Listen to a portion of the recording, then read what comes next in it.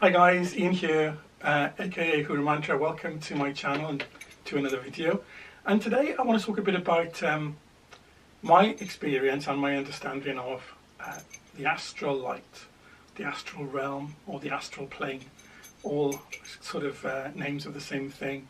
And what's brought this video to the forefront of my mind is the fact that if you've watched my video of a day or so ago, you'll know that I have started a 40-day pineal gland detoxification exercise, which is aimed at increasing the abilities and energies of the third eye, which is associated with the pineal gland and which is a key component of astral work. And astral work is a key component of the spiritual exercises of many traditions, so it's important that we can sort of strengthen and energize our third eye in any way that we can. But anyway, it caused me to think about making this video because when I have been doing my astral work over the last 2 days, every time I close my eyes, I see an image of a blue eye. I close my eyes and right between my eyes in front of me, I now see an image of a blue eye. It's a wonderful blue eye, and the eye socket into which it's set is gold. Now, I can move it to do my astral work, but it's just, I just find it really significant. Every time I close my eyes, that's what I see. In my visual memory, which is the precursor of moving into astral work. And that's what I want to talk about. What is astral work? And what is the difference between astral projection and the astral work that I talk about in the videos that I make? So, it might be a little bit jumbled because I've not made any notes as I normally don't. So I could be all over the place, so bear with me, if you will. So firstly then, we often hear the term, don't we, astral projection. And when people hear that term, what they tend to think of, mostly, I think, is when people are asleep, leaving their bodies and going off on little wanderings and jaunts here, there and everywhere. So people tend to think that astral work is mainly something that happens to you pretty much against your conscious will when you sleep. Now, there may be an element of that, which I'll come to. But when I talk of astral work, I talk about consciously guided imagery work undertaken in the inner realm, which is used specifically, the content of it and the structure of it is used specifically to achieve a result and an outcome. The modern term for the astral light is the realm of visual imagination. Now, I do believe that that is a component part of the astral light, but it isn't all of it. It's a bit like a musical chord is music, yeah? But it isn't a symphony, is it? So when I use my visual imagination, when I recall something from my memory and I see it with my inner eye, you can try this now if you want to. Think of an object or a person or a situation, recall it from your mind and see it in your inner, in your mind and with your inner eyes, yeah? Now, that is an aspect, that is an element of the astral light, but it isn't all of it. It's like, that is like the chord, whereas the full immersion in the astral light, the astral realm, is the symphony.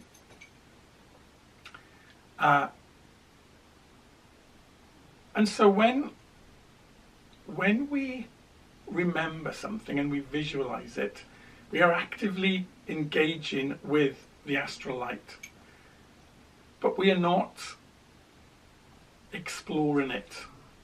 We are pulling from our experience.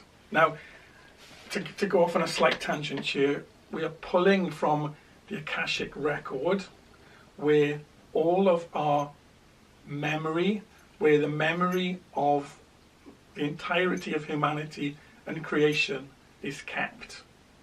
What is the Akashic Record? Well, very simply, that's what it is. It is a stored account of everything that exists, everything that has ever happened, everything that will ever happen. And I don't exactly know, I don't think perhaps anyone does, where the Akashic Record is held, because in some teachings it is in the domain of Metatron, the highest of the angels. Metatron and Metatron's cube are associated with the Akashic Records, but what there is universal agreement on, more or less, between within spiritual sort of systems, is that regardless of where the Akashic Record is actually held, is accessed through the astral realm, the astral light. Now, in the four worlds of Kabbalah, that is Yetzirah, the world of formation. That's where the astral light sits. And it would fit, wouldn't it, that we would access the Akashic Records there, because the world of formation, the astral itself, is the template on which all of existence is built and formed. Even today, people who have no particular belief in the four worlds of the Kabbalist, or the astral light, or esoteric or occult teachings of any form whatsoever, they may not even consider themselves to be spiritual. For example, sports coaches, what do they tell people to try and improve their performance? They say to them, imagine in your mind, imagine winning that race. Imagine how it feels to be, passing everyone as you surge towards the finishing line. What are they doing? They are creating in the astral light a possible future reality. They visualize what they want to manifest in their life. And that is exactly how the astral works. The astral holds the form that is manifest in physical existence.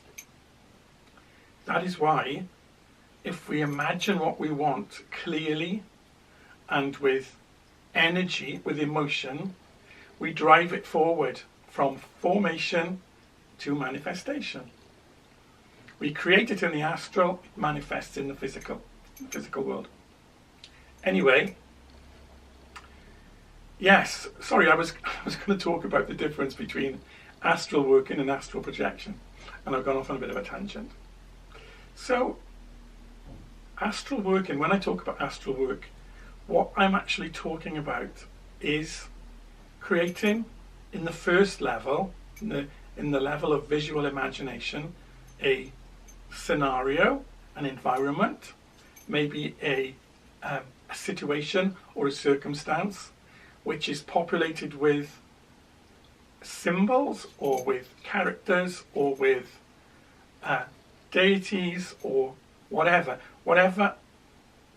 the piece of work that I'm engaged in requires.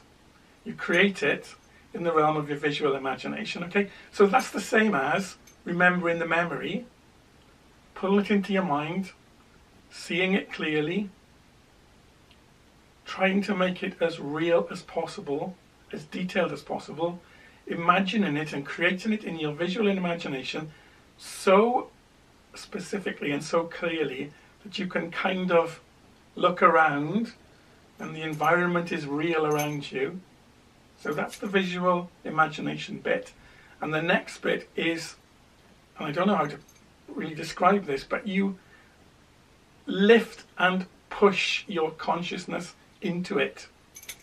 So when you're in the meditative state, you've already closed down as much of the input as you can from sensation, from sound, and from distraction. So you're already in your inner space.